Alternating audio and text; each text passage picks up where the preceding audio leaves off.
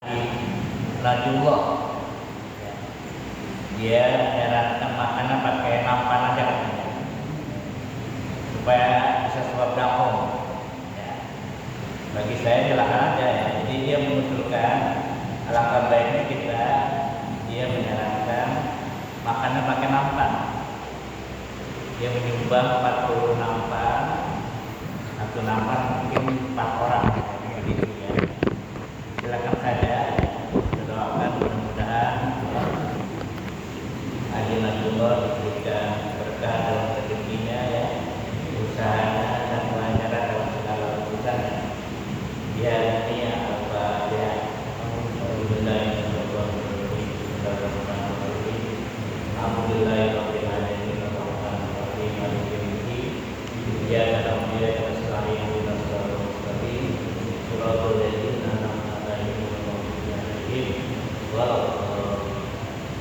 yang mulia, kita coba dilihat halaman 166. Pada pelajaran kali ini kita akan mendapatkan pelajaran bahwa nanti orang-orang yang sudah meninggal dunia lebih dahulu dari kita, meninggalnya lebih dulu, itu akan memprotes kepada kita yang masih hidup, yang meninggal belakangan. Kenapa kamu tidak mengambil pelajaran dari kematian kamu? Padahal setiap kematian itu ada pelajaran. Wa kafa bil mauti wa'id. Di sini dikatakan wa qala Muhammadun Shabi, berkata oleh Muhammad bin Shabi, balagana, sampai berita kepada kami, anna rajula, bahwa seseorang idza uliya fi qabri, apabila diletakkan dalam kuburnya, ba'udhiba al-akhbau ba'du ma yaqra, dia akan diazab atau mendapatkan sesuatu yang tidak disenanginya. Nada mubirahum dal mauta, kemudian dia dipanggil oleh tetangganya kiri kanan yang sudah meninggal dunia. Ya. Ayyuhal mutakhallif di dunia, wahai orang yang meninggal belakangan. Ba'da ikhwanihi, setelah saudara-saudaranya yang meninggal duluan. Wa jiranihi, dan juga tetangga-tetangganya. Amma kana laka fina mutadiran, apakah engkau tidak mengambil pelajaran dari kematian kamu? Jadi sebenarnya setiap kematian itu ada pelajaran bagi kita. Ya. Bagaimana orang yang tidak sholat meninggal dunia, bagaimana orang yang kaya raya lalu dia meninggal dunia tidak satupun hartanya yang dibawa. Itu jadi pelajaran. Apalagi kalau mendapatkan harta itu dengan cara yang tidak halal, lalu dia kumpulkan, lalu dia meninggal dunia, dia tidak menikmati. Akhirnya harta itu menjadi dosa jariah. Jadi bukan amal jariah, dosa jariah bagi anak dan cucunya. Nah, ini perlu diperhatikan. Kenapa kamu tidak mengambil pelajaran? Bagaimana orang yang sombong ya, kemudian meninggal dunia tidak bisa berbuat apa. Semuanya juga akan kembali kepada Allah. Jadi mereka memprotes kita yang meninggal belakangan. Amma kana laka fina muqtadir, amma kana laka fi mutaqaddim. Kenapa engkau tidak mengambil pelajaran dari orang yang sudah meninggal dunia duluan? Jadi kalau ada orang meninggal itu pelajaran bagi yang hidup. Orang yang meninggal tidak mungkin bisa mengambil pelajaran. Ya, dia sudah tidak bernyawa, tidak bisa berbuat apa-apa. Yang bisa memberikan pelajaran adalah orang yang masih hidup. Ya. Kita lihat saudara kita yang tadinya begitu gagah, ya, yang begitu sombong dengan hartanya, dengan pangkatnya, dengan jabatannya, dia meninggal dalam keadaan tidak berdaya sama sekali. Apa yang dibangun? Amma ra'aita in kita amalika an. Tidakkah kau melihat bagaimana terputusnya amal kami setelah kami meninggal dunia?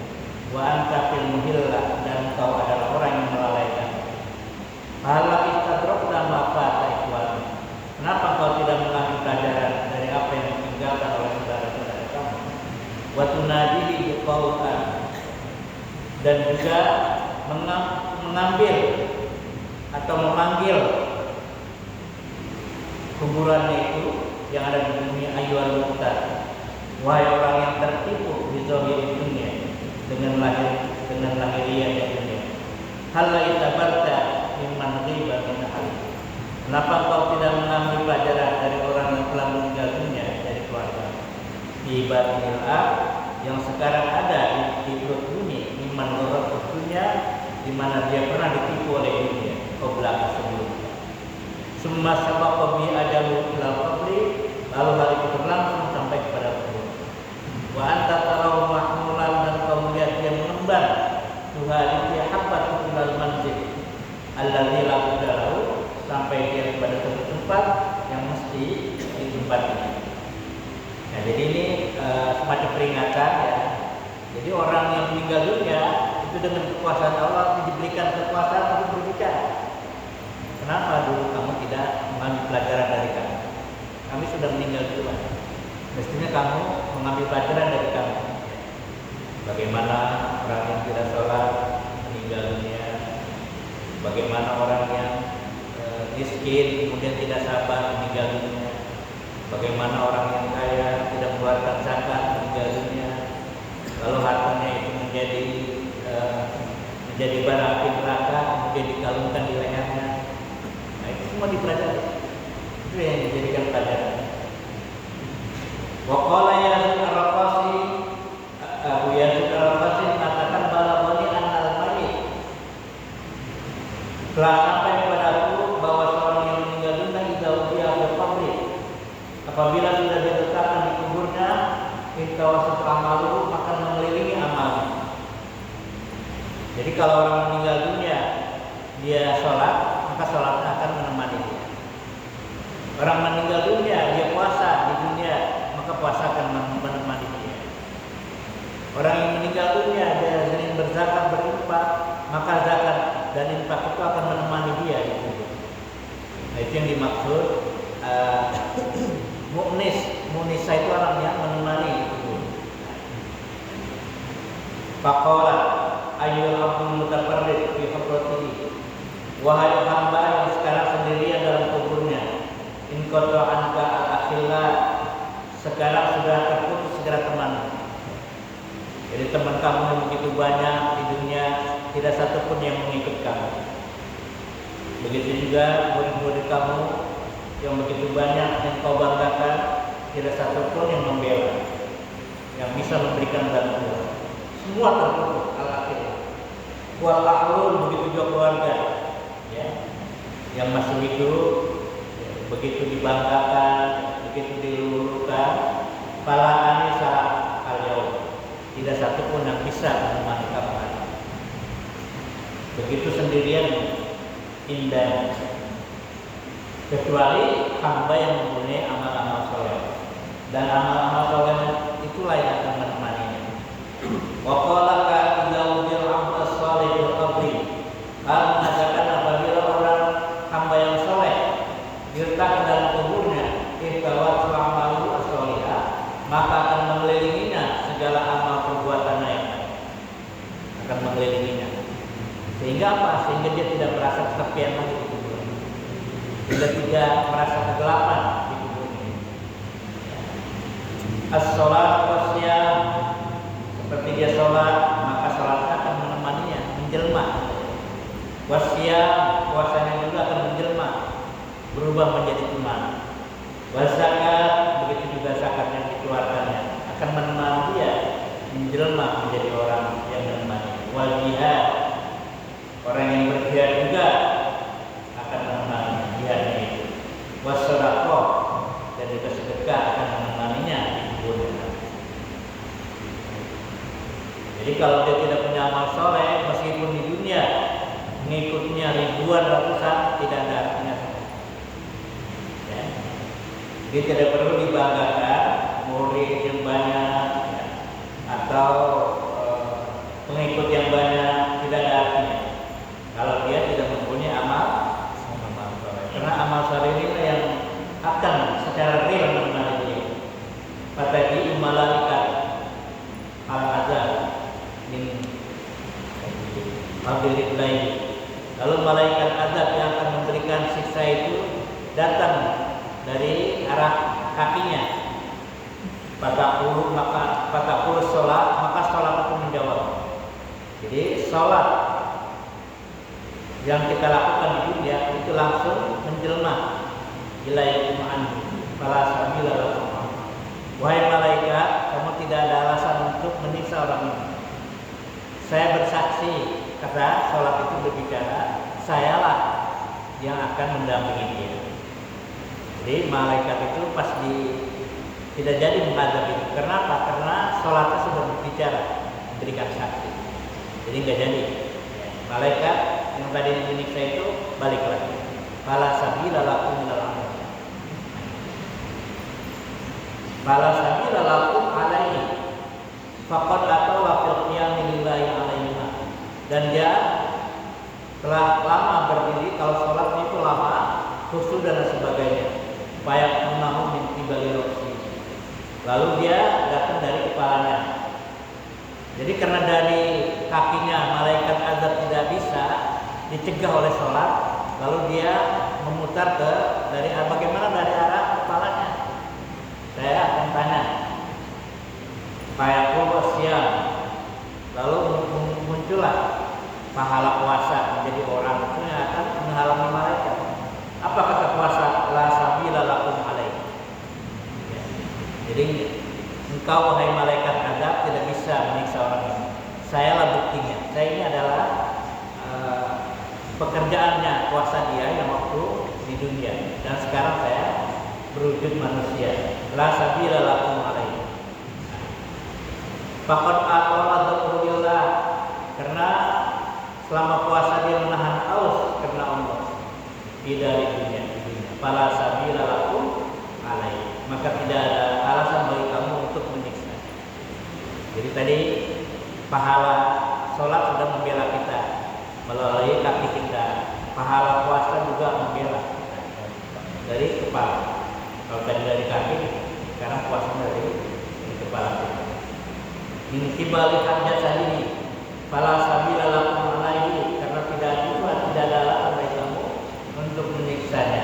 Fayakunahu min qibali jasadihi. Faqala al-hajj, lalu datanglah malaikat pindah geser ke tubuhnya. Faqala al-hajj wa jihad. Maka pahala haji yang dilakukan haji dengan ikhlas karena Allah dan jihad karena Allah, dia berkata haji, saya ini adalah pahala haji yang pernah dilakukan. Saya keberatan kalau mayat ini diadab. Saya adalah saksinya. Jadi tidak ada alasan bagi kamu untuk menyiksanya. Fala sabila alaihi wa jihad. Faqad ansobana sawan atau badana wa hajja wa jahada. Dia berhaji, berumrah dan berjihad karena Allah. Fala sabila lakum alaihi. Karena itulah tidak ada alasan bagi kamu untuk menyiksanya. Qala fayaqulu min qibali. Lalu malaikat azab itu datang dari tangannya. Maka pulsa sedekah menjawab, saya adalah sedekah yang dulu pernah dilakukan. Jadi tidak ada alasan bagi kamu wahai malaikat azab untuk menyiksanya. Sedekah itu mengatakan kufu an sahibi, karena cukuplah orang ini tidak usah disiksa. Maka min sadaqatin kharajat min hatani yadayhi, karena sedekah yang dilakukannya adalah dengan kedua tangannya itu, maka aku sebagai saksi. Hatta waqat fiyadillah ibtigha'ati, karena dia melakukan itu untuk mencari ridho Allah Subhanahu wa taala. Fala sabila lakum alaihi, maka tidak ada alasan bagi kamu untuk menyiksa. Nah, jadi amal-amal sendiri nanti akan mengelilingi kita, yang akan mendampingi kita, akan menghalau malaikat azab supaya menjauh daripada orang ini, supaya orang ini jangan disiksa. Ini pentingnya amal soleh. Wakanian tidak ada wa tidak maita. Wakala watati malaikat rahmat. Lalu datanglah malaikat rahmat. Kata Rasulullah firman menajana, menyediakan baginya tempat tidur di surga. Itu. Wadisal minal jannah, dan juga kasur dari surga. Wa yaqulu diperluas, madda basaruhu, dan juga pandangannya diperluas, wa yuti biqanjil minal jannah. Lalu dia dipersiapkan berjalan dari surga. Fayastajiru bidurihi, lalu dia mengambil wudhu atau mendapat sinar dari cahaya itu ila yaumin yab'atsullahu min qablihi, mendapatkan cahaya sampai kepada suatu hari Allah membangkitkannya dari kuburnya.